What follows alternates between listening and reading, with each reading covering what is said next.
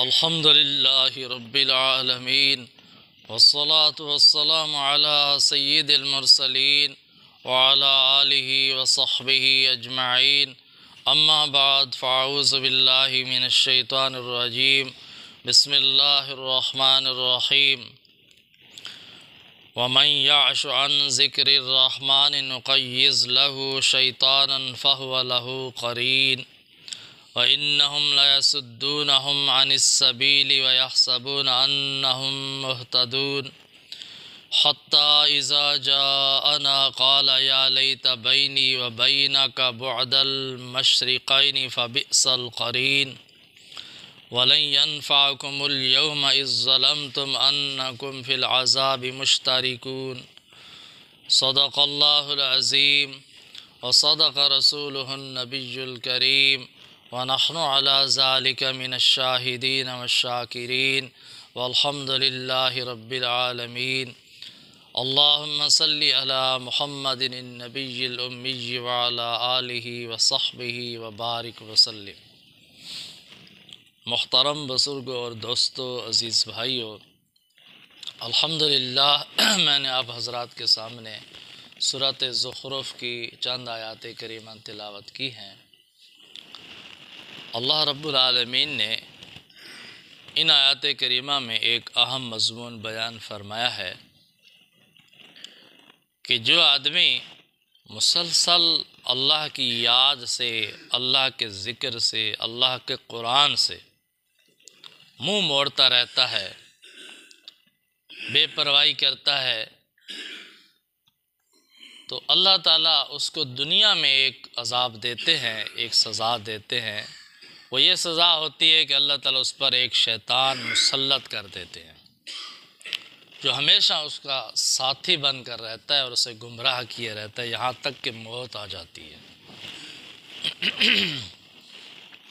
تو اللہ تعالیٰ ارشاد فرماتے ہیں وَمَنْ يَعْشُ عَنْ ذِكْرِ الرَّحْمَنِ نُقَيِّضْ لَهُ شَيْطَانًا فَهُوَ لَهُ قَرِينٌ، اور جو شخص اللہ رحمان کے ذکر سے، قرآن کریم سے اندھا بن جاتا ہے، آنکھیں بند کر لیتا ہے، نہ اس قرآن کو مانتا ہے، نہ اس قرآن کو پڑھتا ہے، نہ اس قرآن کو سنتا ہے، نہ اس قرآن کو سمجھتا ہے، نہ اس قرآن کی پیروی کرتا ہے، اس قرآن کی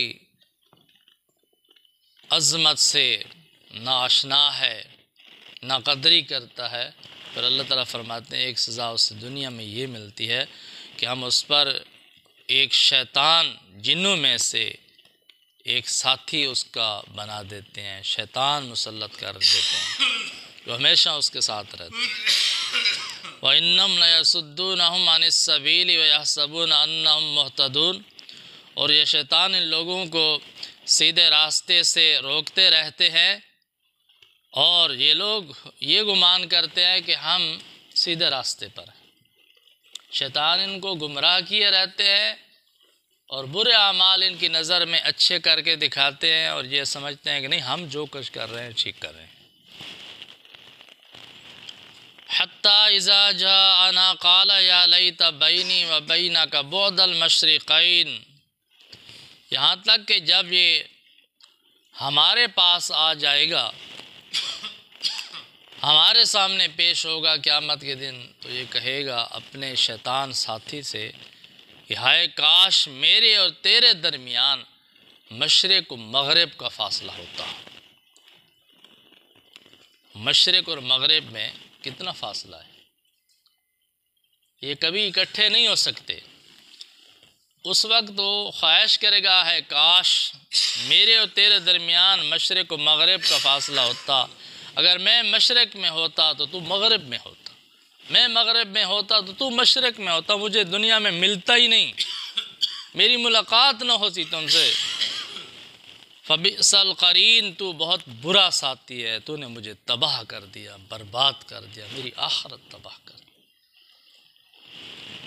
لیکن اللہ تعالیٰ فرماتے ہیں وَلَنْ يَنْفَعُكُمُ الْيَوْمَ إِذ ظَّلَمْتُمْ أَنَّكُمْ فِي الْعَذَابِ مُشْتَرِكُونَ، کہ آج کے دن تمہیں یہ بات کوئی نفع نہیں پہنچائے گی۔ آج جو تم شیطان سے بیزاری کا اعلان کر رہے ہو، اظہار کر رہے ہو کہ مجھے تیری کوئی ضرورت نہیں، تو مجھ سے دور ہوتا، اور میں اب تو وقت گزر گیا، آج تو نتیجے کی بات ہے، عمل کا وقت گزر گیا، دنیا میں تو اس کا ساتھی بنا رہا، دنیا میں شیطان کی پیروی کرتا رہا، آج کہتا ہے کاش میری تیری ملاقات نہ ہوئی ہوتی۔ اب تو تم دونوں عذاب میں شریک ہو، جیسے عذاب شیطان کو ہوگا ویسے تجھے ہوگا۔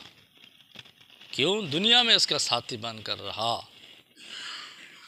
دنیا میں تم نے اس کا نظریہ اپنایا، عقیدہ اپنایا، اس کا راستہ اختیار کیا تو اب جہنم میں سزا بھگتنی پڑے گی۔ تو قیامت کے دن تو معذرت کریں گے لوگ، لیکن اس وقت کوئی معذرت قابل قبول نہیں ہے۔ آج دنیا میں معذرت کر لیں، اللہ تعالیٰ سے توبہ کر لیں، معافی مانگ لیں، شیطان سے بیزاری کر لیں، شیطان کا راستہ چھوڑ دیں تو پھر نجات ہے۔ ان آیات کریمہ کے تحت مفسرین نے ایک اہم بات لکھی ہے، وہ بات میں آپ حضرات کے سامنے شیئر کرتا ہوں، واضح کرتا ہوں، بہت اہم بات ہے۔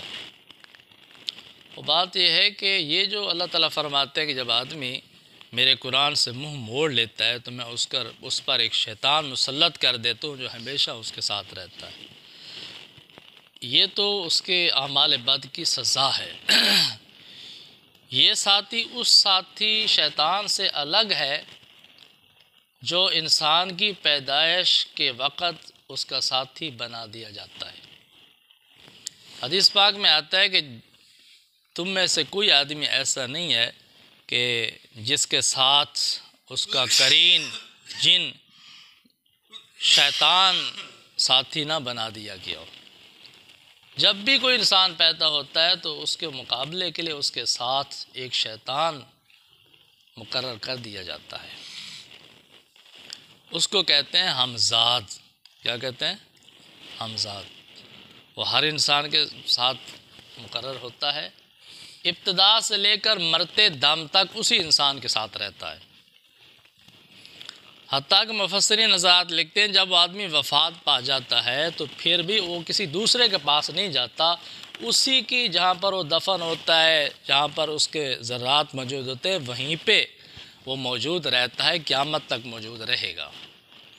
قیامت کے دن جب اس آدمی کو اٹھایا جائے گا تو اس کا جو ساتھی قرین ہے، شیطان ساتھی ہے، وہ بھی اٹھایا جائے گا، اور قیامت کے دن اس کو زنجیروں سے جکڑ کر اللہ کے دربار میں پیش کیا جائے گا اور اس کو سزا دی جائے گی۔ وہ ہمزاد الگ ہے، یہ جو سزا کے طور پر دوسرا شیطان مسلط کیا گیا یہ الگ ہے، پھر یہ دونوں مل کر اس آدمی کو گمراہ کرتے ہیں۔ تو اہل مغرب جو ہیں وہ ایک کرتب کرتے ہیں لوگوں کو ورغلانے کے لیے کہ دیکھو جی ہم ماہر ہیں اس بات کہ ہم روحوں کو حاضر کر سکتے ہیں اور ان سے سوال و جواب کرتے ہیں، ان سے باتیں پوچھتے ہیں۔ اور کچھ عامل لوگ، جادوگر قسم کے لوگ جو ہوتے ہیں وہ بھی ایسا کرتے ہیں کہ جی ہم روحوں کو حاضر کر سکتے ہیں اور ہم آپ کی سٹوری بتا سکتے ہیں کہ آپ نے کیا کیا، کیا نہیں کیا اور کیا کرتے رہے۔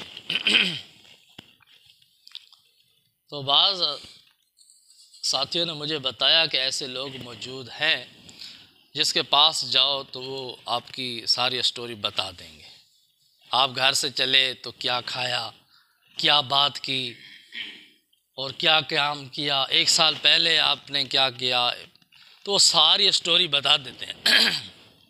تو آدمی حیران ہوتے ہیں کہ ان کے پاس واقعی کوئی علم تو ہے۔ میں گھر میں تھا، اتنا سفر کر کے آیا ہوں، اتنے میل دور ہے، میں اس بندے کی خدمت میں آیا ہوں تو اس نے مجھے سب کچھ بتا دیا، آپ نے رات یہ کیا، صبح یہ کیا، راستے میں یہ کیا، یہ جہاں بیٹھا ہے۔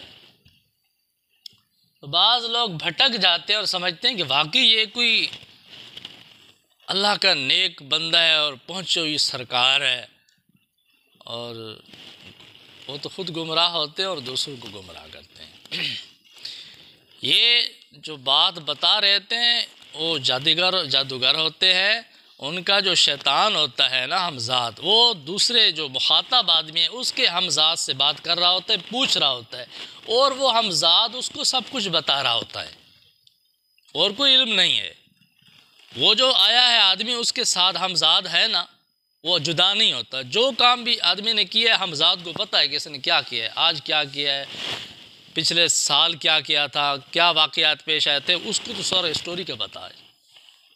وہ بتا دیتا ہے اس کے ہمزاد کو، اس کا ہمزاد عامل کو بتاتا ہے، عامل ساری اسٹوری بتاتا ہے، تو وہ لوگ حیران ہوتے، کمال کر دیا، ساری بات بتا دی، سچ سچ بتا دیا. مجھے کہ لوگ کہتے تھے جی بالکل سچ بتاتے ہیں، جھوٹ ہوتا ہی نہیں، ایک بات جھوٹ نہیں ہوتی.